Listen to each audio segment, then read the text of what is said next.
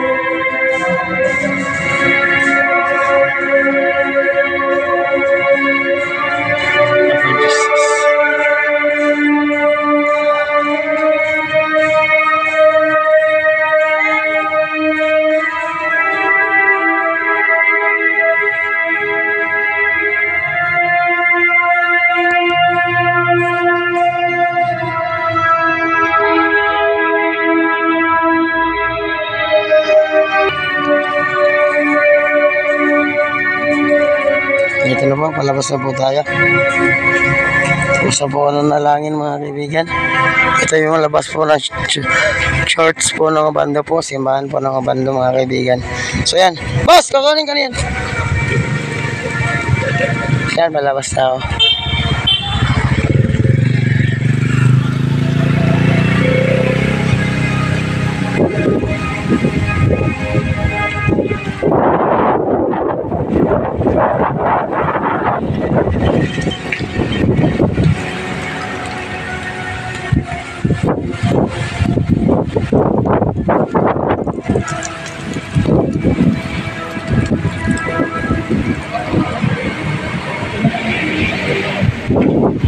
So ito yung guys, yung labas ng church ng banda po.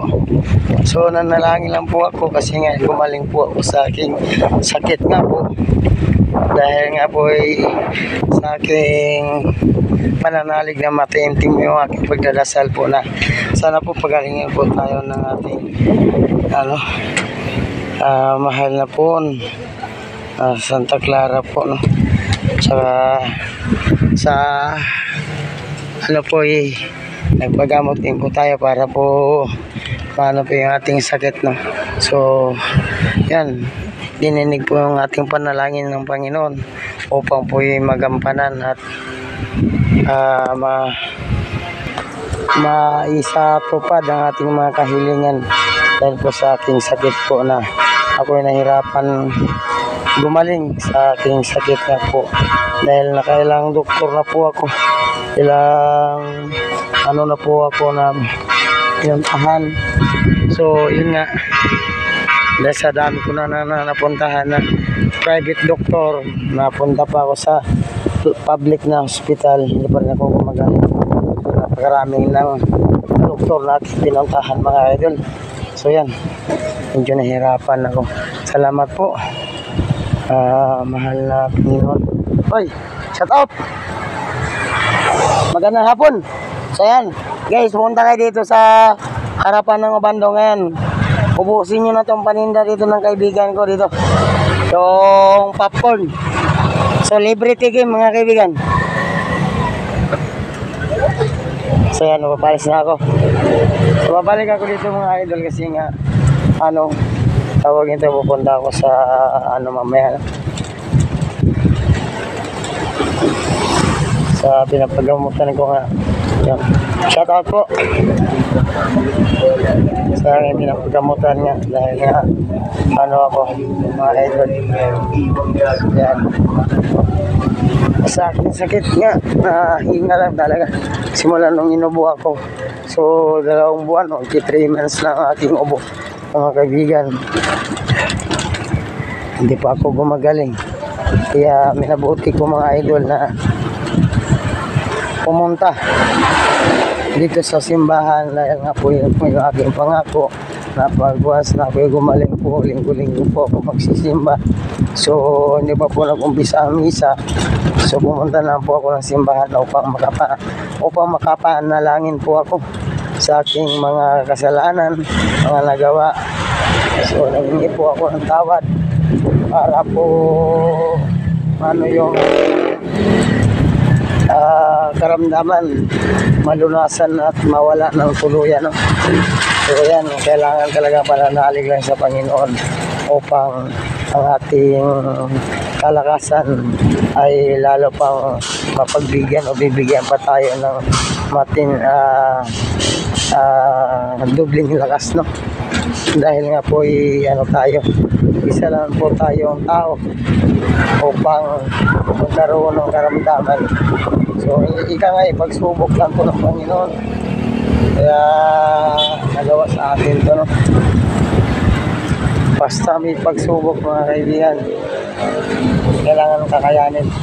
Shout out. Kasi mahaba-haba yung pila namin mga kaibigan. Maya-maya lang pupunta na to kasi marami na nagsisimba. So alas 5 may pupuntaan dito. So yung pila namin dito mahaba mga idol. Medyo may kahabaan yung aming pila. Shout out, pre!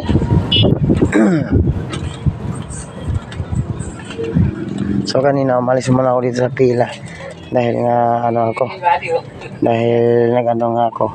So yan ang dito, yung isang driver dito hindi na makatulak sa e-trike niya dahil sa sobra na sigurong bigat ng OT nito. Nabigatan na siguro to sa OT ba, kaya hindi na makatulak sa e-trike niya mga idol. So yan, medyo mahaba-haba yung pila namin. Bilangin natin 1, 2, 3, 4, 5, 6, 7, 8 pang-siyam tayo mga idol. So nakita mo naman nagpapagwapo nga kahit ang gwapo na mga kaibigan. So sa gwapo nagpapagwapo pa rin. So yan, medyo kasi dito pag mahaba yung pila namin mga idol, hanggang talaga to dito sa dulo talaga. Mapasok talaga to dito, ganda dito. Yung pinakadulo na yan. Yan talaga namin. Pasok doon sa dulo. Kaya maya-maya lang nandito na yung mga kulurong, kaya kami nagpupursige kami bumiyahe ng mga ganitong oras kahit kainitan. Ito lang ganun pasahero, sige pa rin biyahe dahil talaga pag gabi na, kasi nabot ng gabi yung kulurong naman hindi na magkamayaw dito kasi sobrang haba na. Bago ka masakyan siguro may kalahating oras bago ka makarating sa dulo kasi ang haba ng talaga. So yan, pasensya na kayo mga idol at wala ka ako ganong boses pasensya nyo na yung vlog natin dahil medyo yung vlog natin mahina yung boses ko mga kaibigan.